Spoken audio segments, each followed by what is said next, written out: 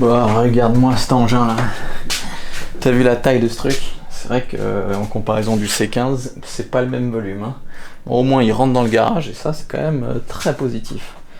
Bref, donc maintenant ce qu'on va faire c'est qu'on va le foutre à poil.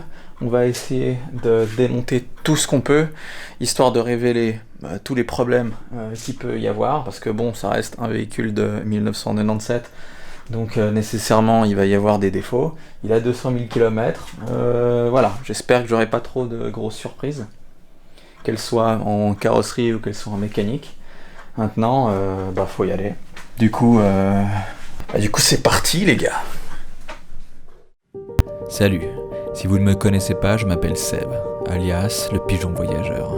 Sur cette chaîne, je vous partage mes passions pour le voyage, l'automobile et l'architecture. Cette aventure a tout d'abord commencé avec Georges le C15, un petit utilitaire de 1995 que j'ai entièrement aménagé pour parcourir les routes du monde. Désormais, laissez-moi vous présenter le Mitsub, un 24/4 que je vais réparer et à nouveau aménager pour partir à l'aventure. Alors, pourquoi ne pas vous abonner pour en savoir plus ?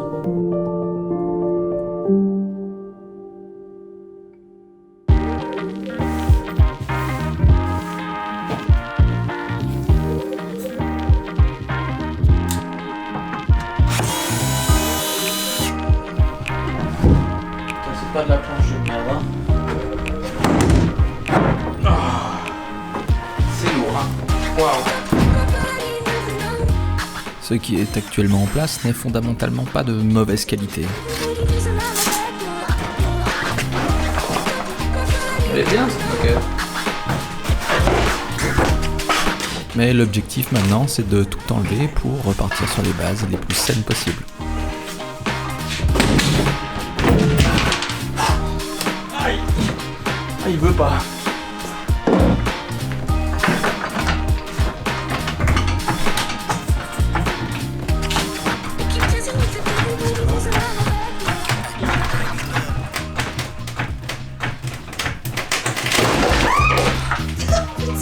Yes.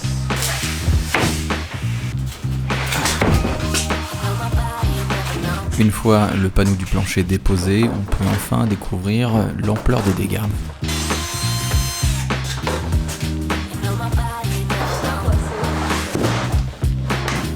Alors là, tu vois, des deux côtés, ça a rouillé. Hein.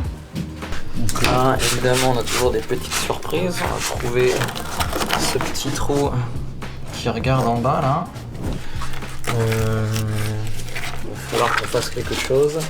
Là, on voit qu'il y a des réparations qui ont été faites préalablement, avec notamment des points de soudure qui sont ici. Donc ça a été réparé par-dessous. Je sais pas si on va supprimer ça et puis éventuellement rappliquer une plaque de tôle ou sinon regoudronner par-dessus. Ça, on verra. Et évidemment, on a la même chose de l'autre côté. Même vis.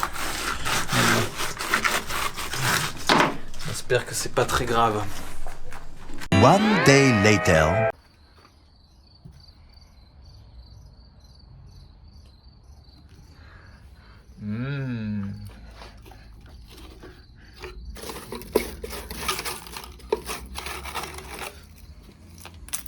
C'est bien, j'allège la voiture comme ça. Ah, puis il y en a encore un bout. Hein. Bon alors, puisque la base de tout projet comme architecture, c'est les fondations, dans mon cas là, il va falloir que je traite ces avaries correctement, parce qu'une fois que je vais poser l'isolation et le plancher, j'aimerais ne pas avoir à intervenir dessous s'il y a des problèmes. Donc là, je mets tout à poil, et c'est vrai que il y a des belles merdes. Donc j'espère qu'on aura à intervenir uniquement sur le côté gauche du longeron. En fait, la liaison entre le plancher et le passage de roue, comme d'ailleurs le précédent carrossier avait sûrement fait. D'ailleurs, on voit, ça c'est des tôles qu'un carrossier a installées. Malheureusement, ça n'a pas été fait convenablement. Donc il va falloir faire les choses un peu mieux. Puis c'est vrai que ça va rajouter nécessairement un petit biais, parce que ça c'est pas anodin. Mais au moins, j'espère qu'au moins après ça, on aura un plancher qui sera irréprochable, qu'on pourra sceller définitivement sous le plancher en bois avec l'isolant. Allez, du coup, je vais continuer à préparer le travail.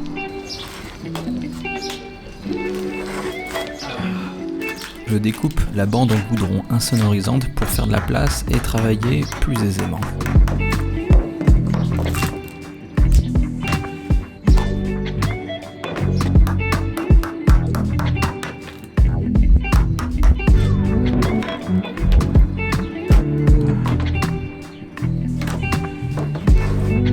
Ensuite, avec ma meule et un disque brosse sévère, je mets la tôle à nu pour préparer la réparation. Pour ce faire, je me suis évidemment adressé à un carrossier parce que cette tâche est totalement en dehors de mes compétences. Several days later. Maintenant que ce plancher est assaini, on peut continuer à enlever tout ce qu'on peut.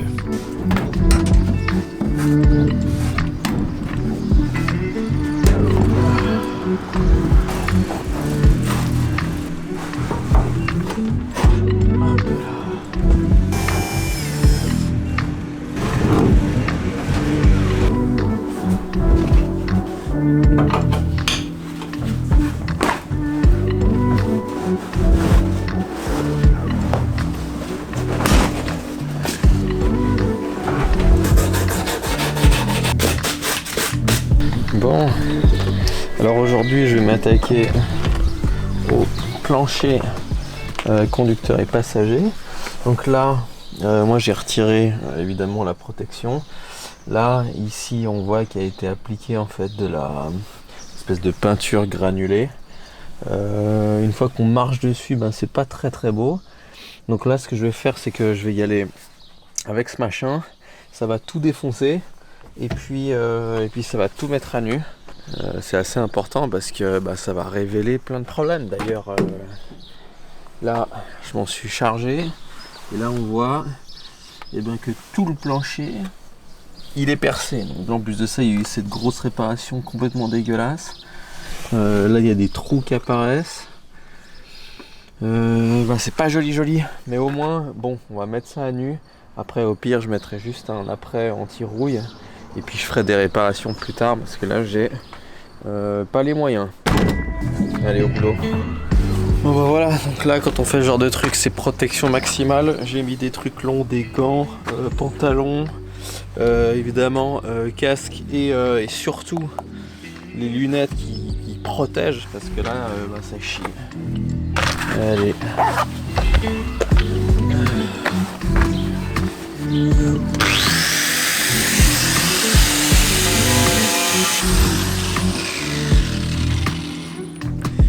C'est même pas assez, j'en prends plein la gueule. Voilà, on est reparti.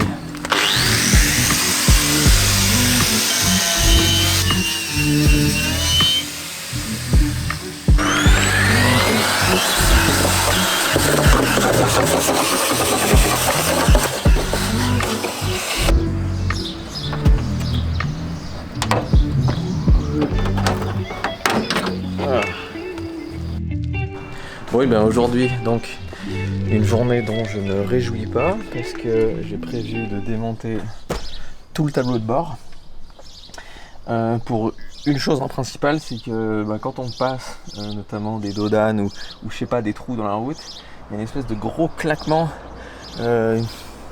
qui vient de là, donc un espèce de claquement un peu plastique qui est très dérangeant.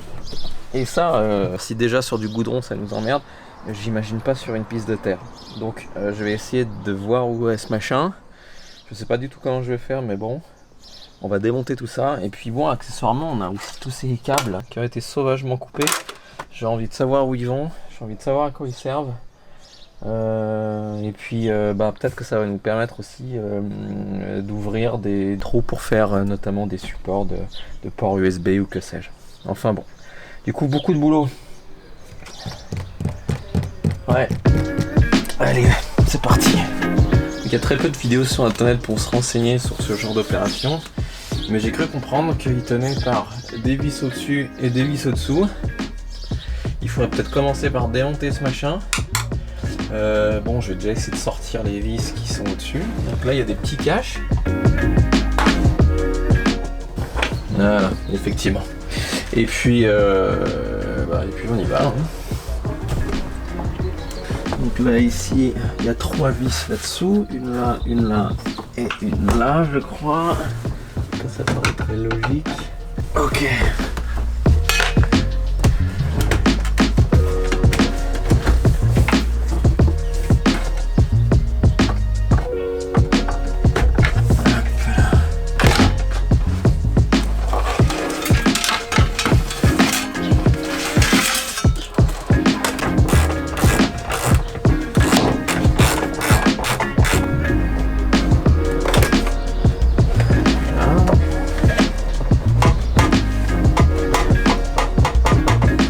Je déteste ça, putain.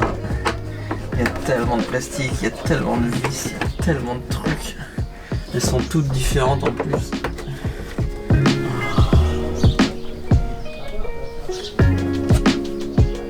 On va changer toutes ces petites ampoules. Hein. Voilà, donc maintenant la difficulté c'est d'avoir viré les tubes d'aération qui sont évidemment reliés au tableau de bord. Et maintenant, théoriquement, c'est désolidariser. J'ai enlevé tous les câbles. Maintenant, je pense que ça devrait le faire. Oh là là. Je suis pas à l'aise du tout, quoi. Là, il faut que je débranche la montre. Le seul problème, c'est que elle est montée sur des ressorts, je sais pas quoi, là, tu vois, quand je force dessus, ça revient. Et il n'y a aucun moyen d'aller débrancher le truc par derrière. C'est... genre... je comprends pas. C'est le truc le plus chiant, alors que c'est le plus, je sais pas, qui paraît accessible. Je peux pas l'enlever, j'arrive pas. Ça me rend malade, putain. Ah.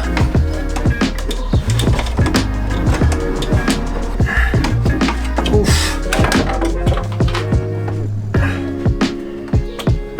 Allez, viens là. Ah mon dieu. Allez, débranche-toi, putain. Ah, mais c'est pas vrai. Ah. Allez, maintenant faut sortir cette merde.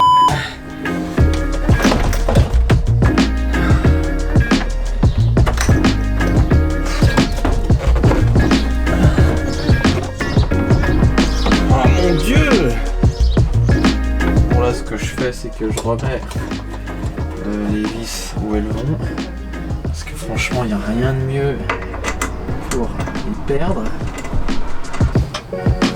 Bon là il y a un petit bruit qui apparaît, je sais pas si vous l'entendez. Ça c'est un bruit qui est insupportable. Alors je sais pas si c'est lui en question qui est insupportable, mais je sais que il y a un bruit quand on roule qui est vraiment désagréable. Donc c'est un peu la raison pour laquelle j'ai démonté ce tableau de bord, c'est pour trouver la source de ce bruit.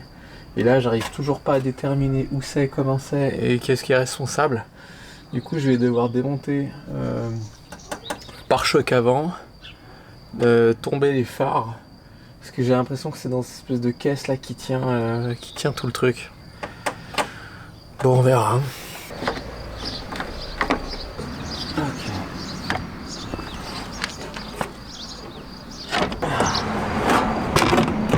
Aïe aïe aïe aïe aïe. Putain, je comprends pas, il y a tout qui est pété sur ce machin. Eh ben mon petit père, c'est pas joli hein. Voilà donc concernant ce bruit parasite aujourd'hui, c'est histoire ancienne. On s'y est mis avec Virginie tout un dimanche. On était obligé d'être à deux parce qu'il devait y avoir quelqu'un au volant et quelqu'un devant pour entendre d'où venait exactement le bruit. Il a fallu se tordre dans tous les sens, mais on y est arrivé. Donc, pour faire un bref topo, on a dû quand même faire ici un trou dans le plancher. Parce qu'en fait, ici, il y a une pièce qui reliait le plancher au longeron structurel là derrière. Et cette pièce-là avait été mal soudée, donc c'était probablement responsable de ce bruit. De toute façon, ici, on voit bien que ce plancher est dans un état pitoyable. Avec notamment cette espèce de patch dégueulasse, ici des trous partout, ici j'en parle même pas, donc tout ça de toute façon on va certainement le refaire propre. Bon, je pourrais sûrement pas le refaire avant le voyage parce que ça va me coûter trop cher, on va sûrement faire ça en voyage. Et plus spécifiquement Le bruit venait certainement de cette pièce-là, plus particulièrement du contact entre cette pièce et le longeron. Et on le voit en fait, il y avait une soudure qui reliait donc cet élément-là à celui-ci. Et il a fallu juste que je mette 3 coups de marteau sur cette soudure pour qu'elle lâche. En fait, elle était probablement déjà fissurée parce qu'elle avait, on le voit, elle a complètement rouillé. Donc, parce qu'elle avait fissuré, elle créait probablement à chaque impact, elle créait une légère scission qui était sûrement responsable de ce bruit parasite. Alors maintenant, cette pièce-là, puisqu'elle n'est pas structurelle, moi je vais faire ici une découpe propre. Je ne sais pas si je vais faire de soudure par-dessus. Tant que ce n'est pas nécessaire, je ne le ferai pas. Donc voilà, évidemment maintenant que ce problème est résolu, la prochaine étape, ça va être de peindre le pont au complet. Donc là, j'ai tout préparé pour mettre en peinture. Et du coup, évidemment, je vous donne rendez-vous dans le prochain épisode dans lequel je vais m'occuper de peindre ce plancher au pistolet. Et puis également peindre tous les éléments de carrosserie, réparer les trous, réparer les éléments de carrosserie, faire des réparations de toutes sortes parce qu'il y a énormément de travail. Et j'espère pouvoir passer à la suite parce qu'en fait faire ça c'est assez fatigant. Moi ce que j'aimerais c'est avancer sur l'aménagement, mais pour le moment on est vraiment en train de préparer la base, faire en sorte que le Mitsub il soit dans un état approprié pour partir en voyage. Et du coup, à la prochaine.